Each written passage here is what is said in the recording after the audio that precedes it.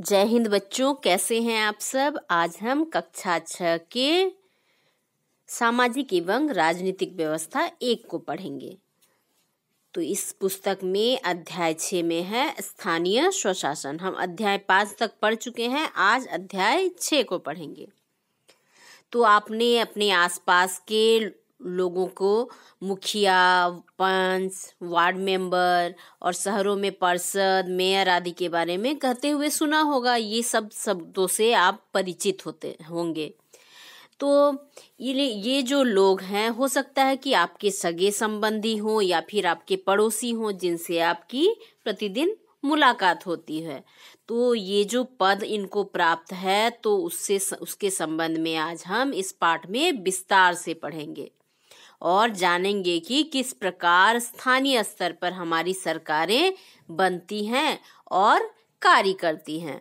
स्थानीय स्वशासन का तात्पर्य ऐसी शासन व्यवस्था से है जिसे हम स्थानीय स्तर पर यानी ग्रामीण क्षेत्रों में पंचायती राज तथा शहरी क्षेत्रों में नगर पालिका तथा नगर निगम के नाम से जानते हैं। तो स्थानीय स्वशासन क्या है? स्थानीय स्तर की सरकार है। तो 3 स्तर की सरकार होती है। केंद्र स्तर की, जो केंद्र में कार्य करती है, राज्य स्तर की, जो राज्यों में काम करती है, और स्थानीय स्तर की सरकार गांवों तथा शहरों में काम करती है। पंचायती राज शासन व्यवस्था का वह स्वरूप जो ग्रामीण क्षेत्रों में निर्वाचित जनप्रतिनिधियों द्वारा संचालित होता है, तो उसे क्या कहते हैं? पंचायती राज।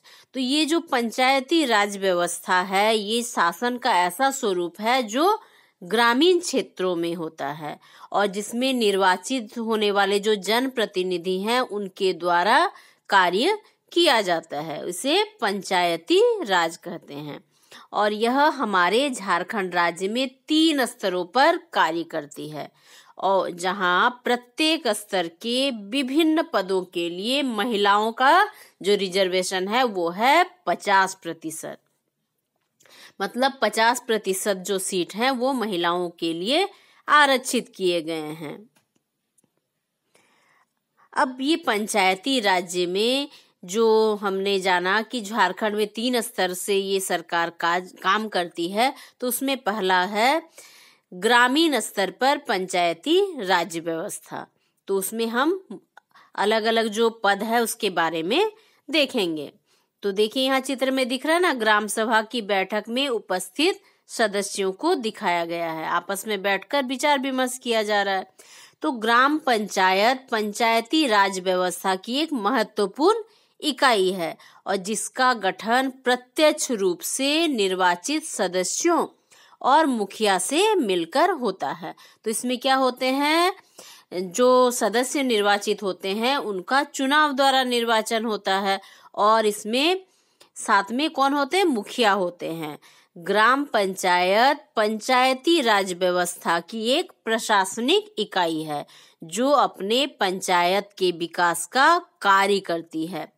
मुखिया, वार्ड सदस्य ग्राम पंचायत के निर्वाचित सदस्य होते हैं। इसमें तो कौन कौन होते हैं? ये ग्रामीण स्तर पर कार्य करती है। इसमें मुखिया होते हैं, वार्ड मेंबर होते हैं, ग्राम पंचायत के बाकी निर्वाचित सदस्य होते हैं। तो ये शब्द आप पहले भी परिचित होंगे, तो उनको और भी ज्यादा आगे विस्तार से पढ़ते जाएंगे।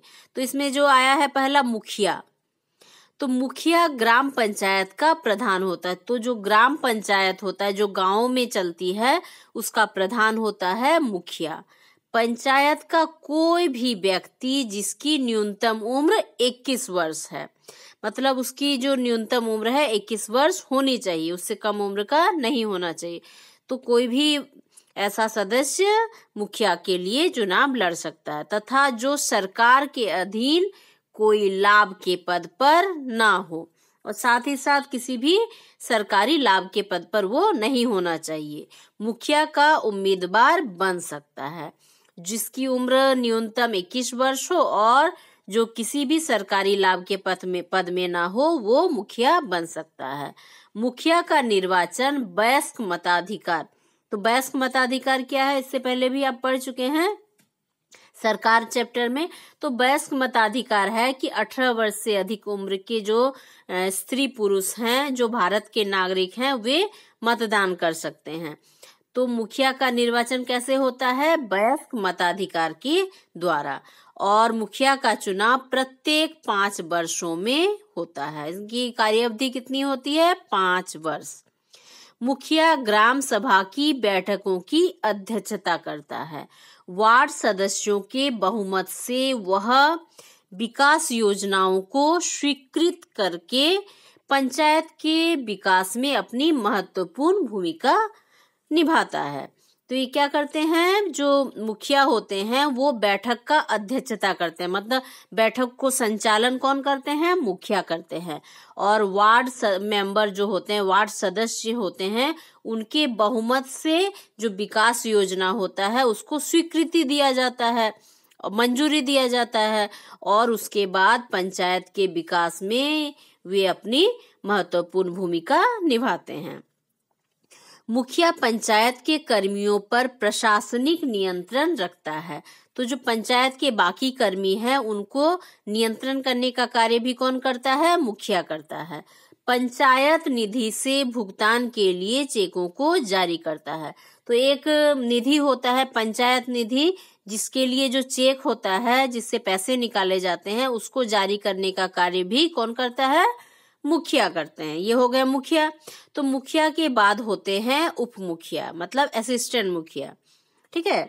तो उप मुखिया का चुनाव वार्ड सदस्य मिलकर अपने पंचायत से ही किसी एक वार्ड सदस्य को करते हैं। तो जो वार्ड मेंबर होते हैं वे लोग ही मिलकर अपने ही जो पंचायत है उसमें से किसी एक वार्ड सदस्य को चुनते हैं, ताकि मुखिया की अनुपस्थिति में उप मुखिया ग्राम पंचायत की बैठकों का संचालन करे, वह विकास कार्यों को संपादित कर सके। तो जो मुखिया होते हैं वे यदि कभी एब्सेंट है, कहीं गए हैं, तो उनकी अनुपस्थिति में उप मुखिया मुखिया के सारे कार्य करते हैं, और ग्राम पंचायतों की बैठकों का भी संचालन वे करते हैं, और विकास कार्यों को भी संपादित करते हैं। तो ये कौन होते हैं, जो उप मुखिया होते हैं वे वार्ड मेंबरों में से ही चुने गए सदस्य होते हैं। अब नेक्स्ट है वार्ड सदस्य। एक ग्राम पंचायत जनसंख्या के आधार पर कई वार्डों में बटा होता है। तो जो वयस्क मतदान होता है, तो उनके जनसंख्या के अनुसार जो ग्राम पंचायत होता है वो अलग अलग वार्डों में बटा होता है, और प्रत्येक वार्ड से एक वार्ड सदस्य चुना जाता है, और जितने भी वार्ड होते हैं सभी वार्ड से एक वार्ड सदस्य चुने जाते हैं। वार्ड सदस्य अपने वार्ड के विकास के लिए मुखिया से मिलकर कार्य करते हैं। ठीक है। तो जितने वार्ड होते हैं सब में से एक वार्ड सदस्य चुने जाते हैं, और वे लोग सभी लोग मिलकर मुखिया उप मुखिया मिलकर विकास का कार्य करते हैं। नेक्स्ट है पंचायत सेवक। तो पहले हो गए मुखिया, फिर उप मुखिया, फिर वार्ड सदस्य, अब हो गए पंचायत सेवक। पंचायत सेवक ग्राम पंचायत का सचिव के साथ साथ ग्राम सभा का भी सचिव होता है।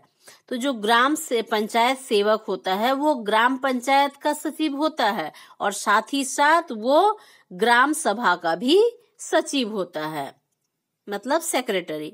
सचिव का चुनाव नहीं होता है, बल्कि उसकी नियुक्ति राज्य सरकार के द्वारा की जाती है। ये चुनाव के द्वारा नहीं होता, ये नियुक्ति के द्वारा होता है, जिसकी नियुक्ति राज्य सरकार के द्वारा किया जाता है, राज्य उसकी नियुक्ति करती है। सचिव का कार्य ग्राम सभा तथा ग्राम पंचायतों की बैठकें बुलाना, जो भी चर्चा एवं निर्णय हुए हैं उसको रिकॉर्ड करना। ठीक है। उसको रिकॉर्ड रखने का काम कौन करता है, पंचायत सेवक करते हैं। अब है ग्राम सभा। ग्राम सभा ग्राम पंचायत की विधायिका होती है। तो सरकार में भी विधायिका होती है, तो उसी तरह से ग्राम पंचायत में जो विधायिका का कार्य करती है वो होती है ग्राम सभा। एक पंचायत के क्षेत्र में रहने वाले सभी वयस्क मताधिकार इसके जो मतदान करने वाले सदस्य हैं वे इसके सदस्य होते हैं। किसके? ग्राम सभा के। ग्राम पंचायत गांव के हित में निष्पक्ष रूप से काम करता है और ये जो ग्राम पंचायत होता है वो गांव का विकास के लिए, गांव के हित के लिए निष्पक्ष रूप में क्या करता है? काम करता है। इसमें ग्राम सभा की महत्वपूर्ण भूमिका होती है। क्यों? देखिए, जहाँ सभी लोग उसके सदस्य होंगे जो मतदान करते हैं, वयस्क मताधिकार जिनको प्राप्त है, वैसे सभी लोग उसके सदस्य हैं। तो यदि सभी लोगों का विचार विमर्श से कोई भी फैसला होगा तो वो निष्पक्ष होगा और सभी के लिए उपकारी होगा। इसलिए ग्राम सभा क्या है? बहुत महत्वपूर्ण है। भारत में पहली पंचायती राज व्यवस्था राजस्थान के नागौर जिले में 2 अक्टूबर 1959 में शुरू की गई थी। तो ये जो ग्राम पंचायत या ग्राम पंचायती राज व्यवस्था है, ये सबसे पहले प्रारंभ हुआ था राजस्थान के नागौर जिले में 2 अक्टूबर 1959 ईस्वी में। ये देखिए इस चित्र में दिख रहा है, ये है ग्राम सभा। देखिए गांव के यहाँ पे क्या है? पंचायत समिति के सदस्य बैठे हैं पंचायत के, और यहाँ पर सारे वयस्क मताधिकार प्राप्त करने वाले सभी लोग बैठे हुए हैं और उनमें विचार विमर्श हो रहा है और निर्णय लिया जा रहा है। ग्राम पंचायत को मनमाने ढंग से काम करने से रोकती है ग्राम सभा। साथ ही पैसों का दुरुपयोग या एवं कोई गलत काम ना हो इसकी भी निगरानी करती है। इसे संवैधानिक दर्जा दिया गया है। अब है ग्राम सभा के महत्वपूर्ण कार्य। तो ग्राम सभा के कुछ महत्वपूर्ण कार्य हैं, जैसे पहला है कि ग्रामीण क्षेत्रों में सफाई और स्वच्छता सुनिश्चित करना, मतलब गांव साफ सुथरा रहे, उसमें चारों तरफ सफाई हो, इसकी व्यवस्था कौन करता है? ग्राम सभा के द्वारा होता है। दूसरा है गरीबी उन्मूलन एवं अन्य कार्यक्रमों के लिए लाभुकों का चुनाव करना। और गरीबी उन्मूलन जो कार्यक्रम सारे चलते हैं सरकार के द्वारा, तो उसमें किन लोगों को लाभ मिलेगा इसका चुनाव भी ग्राम सभा के द्वारा किया जाता है। तीसरा कार्य है वृक्षारोपण एवं पर्यावरण का संरक्षण। तो पर्यावरण का संरक्षण बहुत आवश्यक है और उसके लिए वृक्ष लगाना आवश्यक है। तो ये जो वृक्षारोपण या फिर पर्यावरण के प्रति लोगों को जागरूक करने का कार्य है वो भी ग्राम सभा के द्वारा किया जाता है। चौथा है ग्राम सभा की संपत्ति की देखरेख करना। तो ग्राम सभा की संपत्ति की भी देखरेख करना कौन करता है? देखरेख का काम ग्राम सभा के द्वारा किया जाता है, मतलब सभी लोग मिलकर करते हैं। ग्राम पंचायत के कार्य अब देखते हैं। देखिए पहला है कि वार्षिक योजना व बजट पंचायत के विकास के लिए बनाना। तो जो पंचायत है उसके विकास के लिए जो वार्षिक पूरे साल का जो बजट तैयार होता है उसको बनाने का कार्य ग्राम पंचायत का है। नेक्स्ट है कृषि एवं बागवानी की योजना। तो कृषि और बागवानी की योजना बनाना भी ग्राम पंचायत का कार्य है। तीसरा है मनरेगा के तहत मजदूरों को काम देना एवं भुगतान देना। तो काम देने का कार्य जो एमजी नरेगा के द्वारा जो काम मिलता है 100 दिन का, तो वो उसमें भी काम देने का कार्य ग्राम पंचायत का होता है और उसमें जो पेमेंट दिया जाता है, भुगतान किया जाता है, वो भी ग्राम पंचायत करती है। चौथा है पशुपालन, मत्स्य पालन, दुग्ध उद्योग को बढ़ावा देना।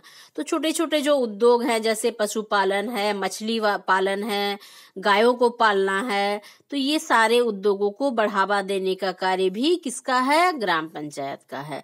5 नंबर है ग्रामीण पेयजल, सड़क, पुल आदि की व्यवस्था करना। तो गांव में पीने के लिए पानी की व्यवस्था करना, सड़क की व्यवस्था करना, पुल की व्यवस्था करना भी ग्राम पंचायत का कार्य है। 6 नंबर है ग्रामीण विद्युतीकरण में सहायक, और गांव गांव तक बिजली पहुंचाने का कार्य भी ग्राम पंचायत का है।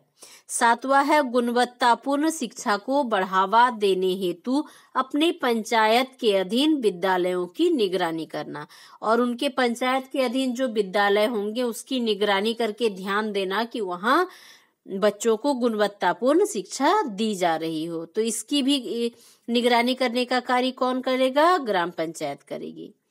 पंचायती राज व्यवस्था में सुधार हेतु गठित प्रमुख समितियां हैं। तो कुछ समितियां हैं जिन्होंने पंचायती राज व्यवस्था में सुधार के लिए कुछ सुझाव दिए हैं। तो पहला है बलवंत राय मेहता समिति और दूसरा है अशोक मेहता समिति। अब दूसरा है प्रखंड स्तर पर पंचायती राज व्यवस्था। तो गांव स्तर पर हो गया, अब प्रखंड स्तर पर पंचायती राज व्यवस्था किस प्रकार हो उसके बारे में देखेंगे। तो पंचायती राज व्यवस्था का द्वितीय स्तर प्रखंड स्तर का होता है। तो पहली व्यवस्था ग्रामीण स्तर पर और दूसरी हो गई प्रखंड स्तर पर। प्रखंड स्तर पर पंचायत समिति के सदस्य चुने जाते हैं। तो इसमें कौन चुने जाते हैं? पंचायत समिति के सदस्य। यह विकास कार्यक्रमों के कार्यान्वयन में गांव और जिला के बीच महत्वपूर्ण कड़ी का काम करते। गांव और जिला के बीच जोड़ने का काम कौन करता है? यही पंचायत समिति के सदस्य। पूरे प्रखंड के पंचायत समिति के सदस्य अपने सदस्यों के बीच से एक प्रमुख तथा एक उप प्रमुख का चुनाव 5 वर्षों के लिए करते हैं। कितने वर्षों के लिए होता है? 5 वर्षों के लिए। सभी पंचायत समिति सदस्य, प्रमुख तथा उप प्रमुख, प्रखंड विकास पदाधिकारी, बीडीओ के साथ मिलकर प्रखंड के विकास के लिए योजनाएं तैयार करते हैं एवं उसे क्रियान्वित करते हैं। तो ये जो सदस्य होते हैं पंचायत समिति के सदस्य, उप प्रमुख, प्रखंड विकास पदाधिकारी के साथ काम करते हैं, क्योंकि जो पंचायत समिति के सदस्य होते हैं वे लोकल होते हैं, गांव के ही होते हैं। तो उनको पता होता है कि गांव में कौन सी सुविधाएं लागू करने से गांव का विकास हो सकता है और कौन सी बुनियादी आवश्यकता वहां करनी होगी। तो इन सारे चीजों को वो अच्छी तरह से समझते हैं, इसलिए वो बीडीओ के साथ मिलकर गांव के विकास के लिए योजनाएं तैयार कर सकते हैं और उसको पूरा करने के लिए कार्य भी कर सकते हैं। एक आदर्श ग्राम, देखिए यहाँ चित्र में दिख रहा है ना। तो इस तरह से आदर्श ग्राम बनाने के लिए भी प्रक्रिया चलती है, जिसमें गोद ले लिया जाता है किसी गांव को और उसके विकास के लिए कार्य किया जाता है। जिला स्तर पर पंचायती राज व्यवस्था। तो जिला स्तर पर किस तरह से पंचायती राज व्यवस्था होता है? तो राज्य के प्रत्येक जिला में जिला परिषद का गठन किया जाता है। यह जिला स्तर पर पंचायती राज व्यवस्था की सबसे उच्चतम कड़ी है। सबसे ऊपर की कड़ी क्या है? ये जो जिला परिषद है वो सबसे ऊपर की कड़ी है। मुखिया हो गए, फिर उधर हो गए पंचायत समिति, फिर इधर जिला परिषद। जिला परिषद के निम्नलिखित सदस्य होते हैं। पहला है जिला परिषद के क्षेत्रीय निर्वाचनों में प्रत्यक्ष रूप से निर्वाचित सदस्य। दूसरे नंबर पर है जिला के सभी पंचायत समिति के प्रमुख। जिला में जितने भी पंचायत समिति होंगे उसके प्रमुख का चुनाव। अब तीसरा है लोकसभा और विधानसभा के उस क्षेत्र के सदस्य। और चौथा है राज्य सरकार द्वारा मनोनीत एक विशिष्ट व्यक्ति। तो ये सारे कौन हो जाएंगे? जिला परिषद के सदस्य होंगे ये चारों। तो सभी सदस्य मिलकर एक अध्यक्ष का चुनाव करते हैं, जिसे जिला परिषद अध्यक्ष कहा जाता है। जिला परिषद अध्यक्ष जिले के उप विकास आयुक्त डीडीसी के साथ मिलकर जिले के विकास के लिए कार्य योजना बनाते हैं। जिला का विकास के लिए डीडीसी के साथ मिलकर जिला परिषद के जो सदस्य होते हैं, अध्यक्ष होते हैं, वे कार्य योजना बनाते हैं। उप विकास आयुक्त एक सरकारी पदाधिकारी होते हैं। तो जो उप विकास आयुक्त हैं डीडीसी, वे एक सरकारी पदाधिकारी होते हैं। वो चुनाव के द्वारा नहीं आते, उनकी नियुक्ति होती है, जो पूरी योजनाओं के क्रियान्वयन की निगरानी करते हैं। पंचायत समिति की मदद से जिला परिषद सभी पंचायतों में आवंटित राशि के वितरण की व्यवस्था करता है कि किस तरह से उसका बंटवारा किया जाए। मतलब किन किन कामों में उसको लगाया जाए राशि को। संविधान में दिए गए निर्देशों के आधार पर देश के हर राज्य में पंचायत से जुड़े कानून बनाए गए हैं। इसलिए पंचायत संबंधी कानून हर राज्य में कुछ अलग अलग हो सकते हैं। तो हर राज्य का अपना कुछ कानून अलग हो सकता है और सभी राज्यों के लिए पंचायती व्यवस्था के लिए, पंचायती राज व्यवस्था के लिए कानून बनाए गए हैं। अब नेक्स्ट है नगर निकाय या नगर प्रशासन। नगरीय प्रशासन का अर्थ है वैसे प्रशासन जो शहरी नागरिकों की सुख सुविधाओं तथा नगरों के विकास से संबंधित हो। अब तक हम जान रहे थे कि ग्रामीण क्षेत्रों में किस तरह से विकास के लिए सदस्यों का चुनाव किया जाता है, लेकिन जो नगर निकाय या नगर प्रशासन है वो शहरी नागरिकों की सुख सुविधाओं तथा जो नगरों का विकास है उससे संबंधित कार्य करते हैं। तो इस पाठ में हम दो प्रमुख नगर निकायों के बारे में आगे जानेंगे। तो पहला क्या है, नगर निगम, और दूसरा है नगर पालिका। इन संस्थाओं का प्रमुख उद्देश्य शहरी क्षेत्रों का सुनियोजित विकास करना होता है तथा स्थानीय क्षेत्रों का उपयोग अधिकतम लाभ, स्वास्थ्य व्यवस्था एवं अन्य वांछनीय लोक सेवाओं आदि की व्यवस्था करना है। तो ये सारे कार्य करते हैं जो नगर निगम या नगर पालिका होते हैं और ये कार्य करते हैं शहरी क्षेत्रों में। तो देखिए पहला है नगर निगम। झारखंड में झारखंड नगर पालिका अधिनियम 2011 के अनुसार नगर निगम का गठन वैसे नगरों में होता है जहां की आबादी 1,50,000 या उससे अधिक हो। तो ऐसे नगरों में जहां पर आबादी कितनी हो, 1,50,000 या फिर उससे अधिक हो। तो इसका ये नियम बना था अधिनियम 2011 के अनुसार। नगर निगम के प्रमुख पदाधिकारी मेयर, उपमेयर तथा मुख्य प्रशासनिक पदाधिकारी होते हैं। मेयर व वार्ड सदस्य का चुनाव प्रत्यक्ष मतदान के द्वारा होता है। तो ये कैसे चुने जाते हैं, जैसे इलेक्शन में मतदान के द्वारा प्रक्रिया के द्वारा लोग चुनते हैं, तो इसी प्रक्रिया के द्वारा मेयर और वार्ड सदस्य चुने जाते हैं।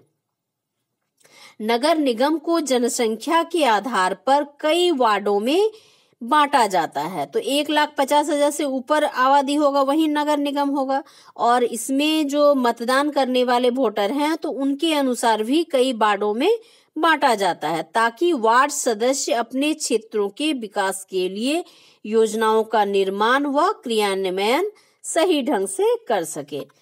तो ये क्या कर सके कि योजनाओं का जो निर्माण है वो सही ढंग से कर सके। अपने क्षेत्र के बारे में उनको ज्यादा जानकारी होती है क्योंकि वो वहीं के सदस्य होते हैं, तो वे वहां उस क्षेत्र विशेष के विकास के लिए योजनाएं बनाने का कार्य करते हैं, जो वार्ड मेंबर होते हैं।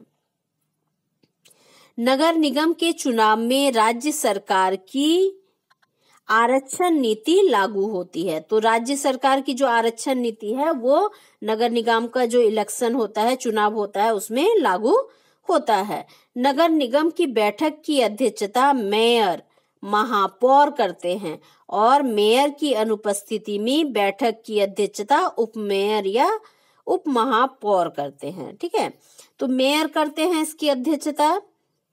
अब देखिए यहाँ चित्र में दिख रहा है रांची नगर निगम, रांची म्युनिसिपल कॉरपोरेशन, ये इसका ऑफिस है नगर निगम का, रांची का। अब देखते हैं नगर निकाय के प्रमुख कार्य। पहला कार्य है शुद्ध एवं पर्याप्त जल की आपूर्ति करना।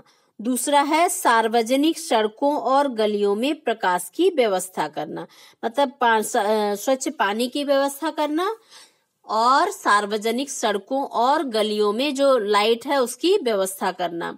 साथ ही मकान नंबरों का निर्धारण करना। चौथा है सार्वजनिक स्थलों जैसे सड़क हुए, सड़कों की नालियां हुई, फिर अस्पताल का रख रखाव, सफाई की व्यवस्था भी उनकी जिम्मेदारी है। 5 है जन्म एवं मृत्यु का पंजीकरण करना और प्रमाण पत्र निर्गत करना। तो किसी के जन्म या मृत्यु पर उसका रजिस्ट्रेशन करना और उसको सर्टिफिकेट देने का कार्य भी नगर निकाय करते हैं। 6 है मच्छर कीड़ों आदि के प्रकोप की रोकथाम करना। तो आप देखे होंगे कि आपके घर के आसपास स्प्रे दिया जाता है मच्छर के भगाने के लिए, या फिर धुआं का गाड़ी घूमता है जिससे धुआं से मच्छर मक्खी भाग जाएंगे। तो इसकी व्यवस्था भी कौन करता है? नगर निकाय। झारखंड के नगर निकाय, पहला है रांची नगर निकाय, दूसरा है धनबाद नगर निकाय, मानगो नगर निकाय, चौथा धनबाद नगर निकाय, पांचवा हजारीबाग नगर निकाय, छठा आदित्यपुर नगर निकाय, सातवां चांस नगर निकाय, आठवां मेदिनीनगर नगर निकाय और 9 नंबर में है गिरिडीह नगर निगम। ठीक है, तो ये हो गए 9 नगर निगम। अब है नगर निकाय के आय के स्रोत। तो पहला है संपत्ति कर, दूसरा है जल कर, तीसरा है भूमि तथा घर बंदोबस्ती से प्राप्त आय।